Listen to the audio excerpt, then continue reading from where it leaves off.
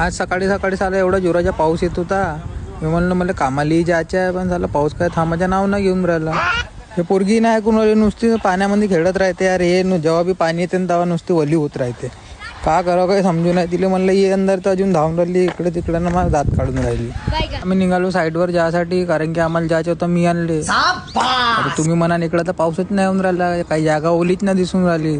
तर मी का पावसामध्ये मोबाईल काढणार होतो का माया. मग आम्ही म्हणलं गाडीमध्ये पेट्रोल भरून घेतो आता, कारण की आम्हाला लगेच दूर जायचा होता. रस्त्यात संपला तर काय करून. मग पेट्रोल भरला, बाजूला चहाची दुकान होती. मग आम्ही येऊन गेलो चाय प्यायले.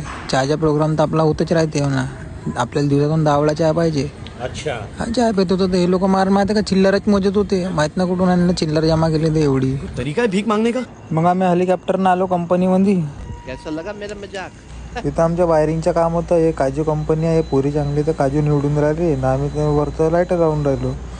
आम्ही खाली येऊन गेलो. खाली आम्ही वायरिंग वगैरे टाकली. मग 6 वाजले तर आम्हाला सुट्टी झाली. आम्ही जात होतो घराकडे. मग आम्ही थांबलो टपरीवर, आलू भजे घेतली, चाय घेतली, निपटवाले बसून गेलो. गिफ्टवलं ना आम्ही निघालो मग घराकडे जायसाठी. ओवर एक्टिंग करता साला, ओवर एक्टिंग की औलाद. अब तेरे को बराबर होता नहीं क्या बोलने को. चले एक काम कर, 200 रुपया दे और 50 रुपया काट ओवर एक्टिंग के वजह.